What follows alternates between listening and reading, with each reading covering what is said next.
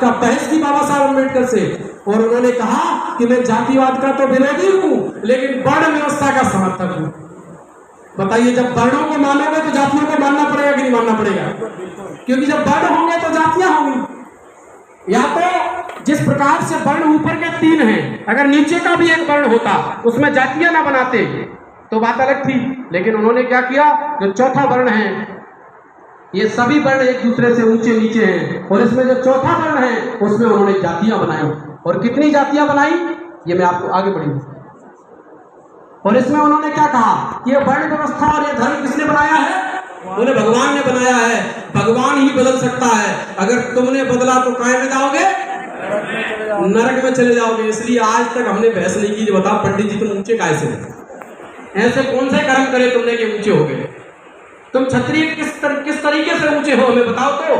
जब ये देश हमारा है, हम लोग इस देश के मूल निवासी हैं, इस देश पर हमारे पुरखे राजपाट चला देते, तो ऊंचे कैसे हो गए?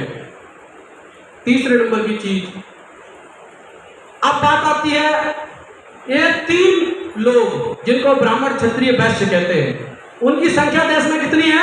15%। ये कब की जनगणना है पता है आपको? 1931 की जनगणना के आंकड़े हैं ये। अगर आज देश में जनगणना करा ली जाए तो इनकी संख्या 90% से भी हमारी संख्या ज्यादा हो गई होगी। 93% 94% पहुंच गए होंगे, और इनकी संख्या 5-7% बची होगी। मध्य प्रदेश का आंकड़ा अभी सरकार ने दिया था, आप सबको पता है।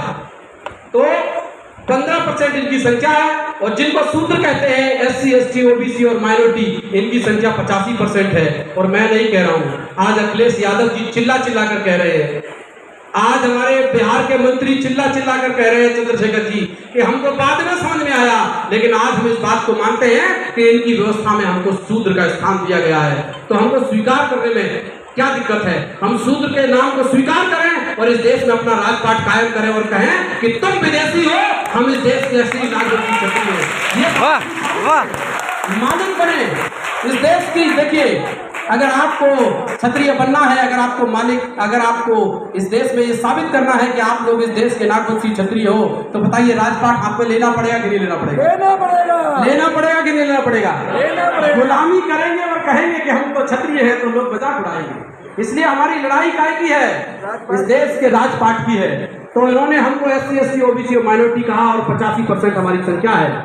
लेकिन हम राजा क्यों नहीं बन पा रहे हैं लोकतंत्र में? उसका कारण है, आगे बढ़िए। ये ऊपर के 3 वर्ण के लोग 3 काम एक साथ करते हैं। एक साथ बैठना, एक साथ खाना और एक साथ समारोह करना। बताइए करते हैं या नहीं करते हैं? करते हैं। उनके यहाँ शादी हो, चाहे ब्राह्मण के यहाँ हो, चाहे राजपूत के यहाँ हो, चाहे वैश्य के यहाँ हो, तीनों एक साथ जाते हैं कि नहीं जाते हैं? जाते हैं। एक साथ खाना खाते हैं कि नहीं खाना खाते हैं? एक साथ खाते हैं। एक दूसरे के यहाँ शादी समारोह में जाते हैं कि नहीं जाते हैं? जाते हैं। तो जब उनकी संख्या, नीचे वाली स्लाइड हटाओ, जब उनकी संख्या 15% है, और जब बस आगे बढ़ो, जब वे 3 काम एक साथ करते हैं, जैसे 15 आदमी अगर एक साथ बैठे हो तो कितने दिखेंगे? 15 के। और एक साथ खाना खा रहे हो तो कितने दिखेंगे? और एक साथ कहीं जा रहे हो तो कितने दिखेंगे? 15 के। तो वो तो हो गए 15 के 15। आगे बढ़ो। और हमारी संख्या कितनी है? 85%। और हमें जातियां कितनी है? 6743 जातियां हैं मंडल कमीशन के अनुसार। लेकिन अगर हम उन लोगों को भी जोड़ लें जिन लोगों ने अपना धर्म बदल लिया, जो लोग सिख बन गए, ईसाई बन गए, बौद्ध बन गए, यहूदी बन गए, पारसी बन गए, अन्य अन्य धर्मों में चले गए और जातियों में भी उपजातियां बना डाली, तो लगभग हमारी जातियां हो जाती है 10,000। जब ब्राह्मणवादी व्यवस्था के लोगों ने सोचा कि हमने इनका चौथा वर्ण बना दिया, उसमें 10,000 जातियां बना दिए, बोले जातियां तो बहुत बन गई, अगर ये इकट्ठे हो गए तो बोले हम तो 15 है और ये तो 85 है, अगर ये इकट्ठे हो गए तो बोले बहुत कुटाई देंगे। तो फिर क्या किया उन्होंने? जातियों में बंधन लगाए। क्या लगाए? बंधन। और कैसे बंधन लगाए? गुर्जर से, यादव से और लोधी से, जाट से, जो मार्शल कौम जिनको हम कहते हैं, उन लोगों से कहा जब हम लोग एक साथ बैठना शुरू कर दें, जैसे हम लोग आज बैठे, आज बैठकर हम लोग चर्चा कर रहे हैं, तो जैसे ही आज ये मीटिंग खत्म होगी, या गांव में मीटिंग लेने जाते हैं, उसके बाद मीटिंग खत्म होती है, तो वो ये एंटीना वाले फिर आएंगे और गुर्जर साहब, काय गुर्जर साहब तुम्हारे कहा किसी धर्म कर्म है कि नहीं? तुम तो ठोर के ठाकुर हो, कहे यादव साहब तुम तो ठौर के ठाकुर हो, कहे जाट साहब तुम तो ठौर के ठाकुर हो, और तुम काजीगर मिल के चक्कर में पड़ रहे हो, इनके साथ जाओगे, इनके साथ बैठोगे।